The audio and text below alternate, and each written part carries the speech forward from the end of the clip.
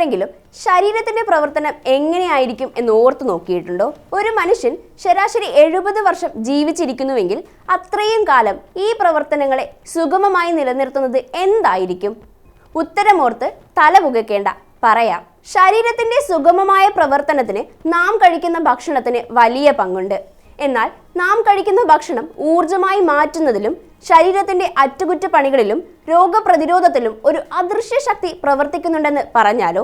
അതെ, അതാണ് വൈറ്റമിനുകൾ. ശരീരത്തിന് സ്വന്തമായി ഉൽപ്പാദിപ്പിക്കാൻ കഴിയാത്തതും ജീവന്റെ നിലനിൽപ്പിന് ഒഴിച്ചുകൂടാനാവാത്തതുമായ ജൈവ സംയുക്തങ്ങളാണിവ.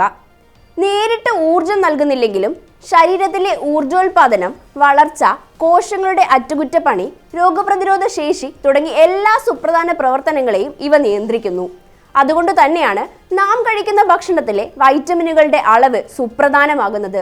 മനുഷ്യ ശരീരത്തിന് ആവശ്യമായ 13 തരം വൈറ്റമിനുകളെ കൊഴുപ്പിൽ ലയിക്കുന്ന വൈറ്റമിനുകൾ, ജലത്തിൽ ലയിക്കുന്ന വൈറ്റമിനുകൾ എന്നിങ്ങനെ രണ്ടായി തരംതിരിക്കാം. കൊഴുപ്പിൽ ലയിക്കുന്ന വൈറ്റമിനുകളാണ് vitamin A, D, E, K എന്നിവ. ഈ വൈറ്റമിനുകൾ ശരീരത്തിലെ കൊഴുപ്പിൽ ലയിച്ച് കരളിലും കൊഴുപ്പ് കോശങ്ങളിലും സംഭരിക്കപ്പെടുകയും ചെയ്യുന്നു. അതുകൊണ്ട് തന്നെ ദിവസേന ഇവയടങ്ങിയ ഭക്ഷണങ്ങൾ കഴിക്കണമെന്ന നിർബന്ധമില്ല. ശ്രദ്ധിക്കേണ്ട മറ്റൊരു കാര്യം, ഇവയുടെ അളവ് കൂടിയാൽ ശരീരത്തിൽ വിഷാംശം ഉണ്ടാകാനുള്ള സാധ്യതയുണ്ടെന്നാണ്.